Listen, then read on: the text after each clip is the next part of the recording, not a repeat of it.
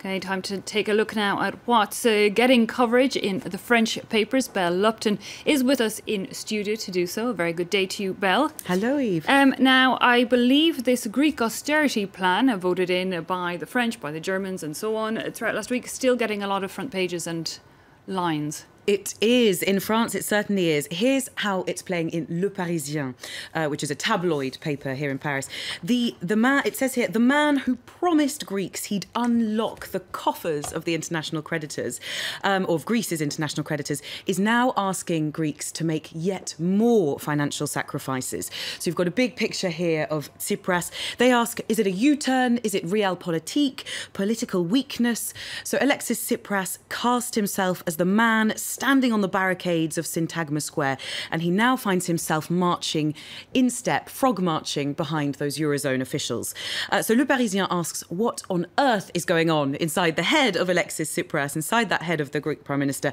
And it goes to Athens to answer that question, and it asks some of his colleagues, his political colleagues, what might be going on inside his head. And the answer, well, if you'd believe his political friends, Tsipras is above all a big cat, like a lion, a tiger, but inside the body of a gentle family Labrador. So a Syriza colleague says, to start with, we totally disagreed with the deal Tsipras struck, but we chose him because he was a workhorse, like a lump of clay we could shape. Not the most flattering of comparisons. Now, the paper calls, this is, again, Le Parisien, the paper calls Tsipras a Che Guevara in a suit. Now, that harks neatly to a German expression, which is Kleider machen Lügter, which means, I hope I pronounced that right, which means clothes make a man. Obviously apt because it is a German phrase. And a cartoon in the paper continues with the theme of Tsipras's wardrobe, this time showing Angela Merkel telling François Hollande that the Greek Prime Minister is the only man I know who's able to be a turncoat without actually owning a coat. Now, that's a reference, perhaps a slightly distasteful one, to the Greeks' poverty at the moment. No, and I believe even during negotiations in Brussels, at one point, Greek negotiators came out and told journalists, they want my jacket, they can take it. Exactly. So, yeah, I guess playing into that. Now, Alexis Tsipras' style has always been at odds with his former finance minister, Yanis Varoufakis. People still talking about that. They are, and that's exactly what L'Opinion, a pro-business paper in France, has been examining in an article that they title, What is all this Varouf mania hiding? So they go on to say, a shaved head, muscles bulging under that very tight moulded T-shirt. That's not my description, that's theirs. And L'Opinion takes a closer look at the differences between Tsipras and Varoufakis. So whereas Tsipras is known for is the incarnation of political pragmatism, you might call it political realism, Varoufakis is an example, they say, of straight and true politics. So he paid, they say, for his sincerity with his job. But that still means that he's able to represent that left wing. They call it the left of left, which is the anti-European populism sort of sentiment that happens in the left of the left in this ancient nation. However, his high profile, they say, mustn't mask what's underlying, which is the strength of the extreme right in Greece.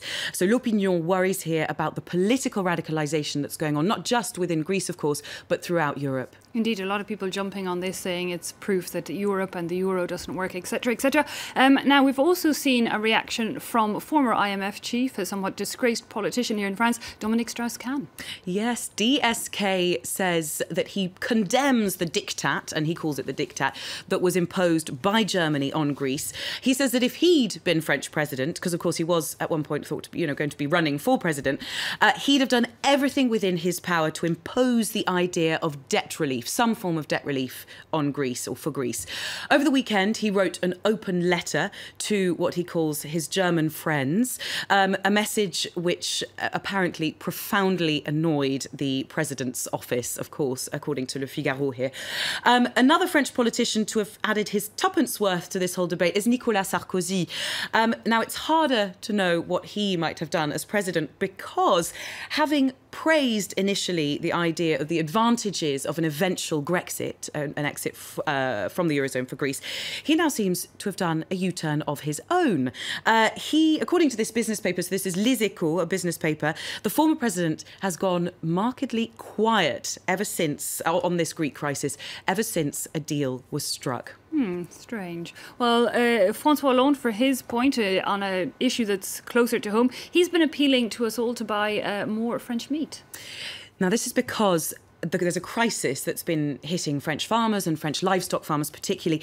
And according to Libération, a centre-left paper, it has reached an absolute peak. So the Libération speaks of the despair in the farming industry.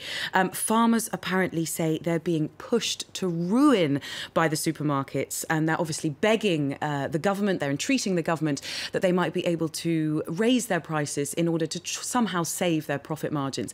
They've essentially been hit by, these incredibly cheap supermarkets. We all think of France as having this artisanal sense of, going to your boulangerie or pâtisserie. Well, it seems that's not the case anymore.